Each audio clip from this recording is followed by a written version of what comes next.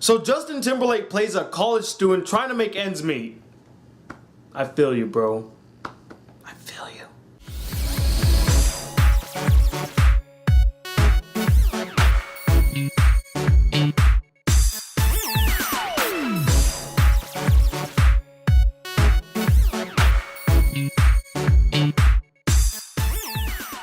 What up, y'all? It's the Black Critic Guy, and today I'm here to review the movie Runner Runner, which was produced by Leonardo DiCaprio.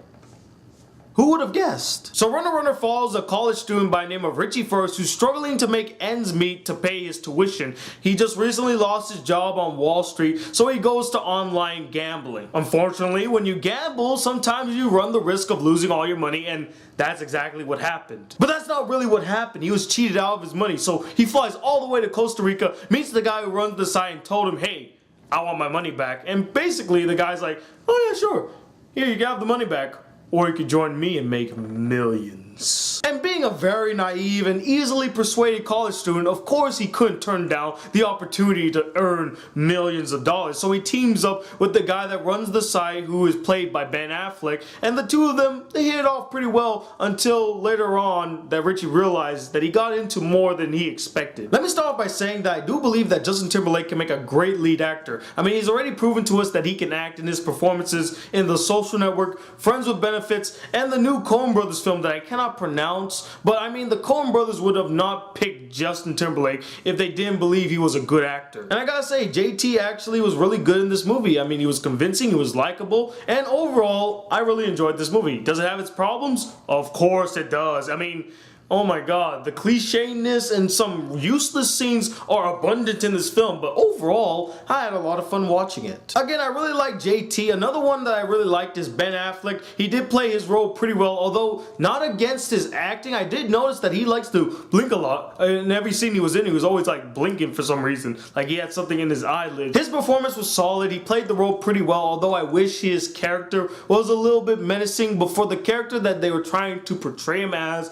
a gambler type character, he did his role pretty well. Another one who was having a ton of fun with his role was Anthony Mackie. Although he's not in the film that much, he has only 4 scenes in the entire film, but each one of his scenes he knocks out of the park, and he really had a blast doing this movie. I mean, he would literally just burst into a scene and just say one line that makes you laugh. The story for the most part was pretty interesting, albeit it does have its fair share of cliche moments, but it kept my interest for the most part. And the direction, just as the writing at some points, was handled pretty well. The few problems I have with this film, as I repeatedly mentioned, is that the writing is a bit cliche at times, and some scenes in the movie either felt out of place or were badly shot or badly CG'd. I mean, seriously, there were these 2 horrendous shots that I thought that the editor could have taken out because of how bad they were. One of them was when they pushed these 2 guys into the river and they CG'd the crocodiles, and it was terrible. I mean, I would understand if they just did some splashes or did some jump cuts to like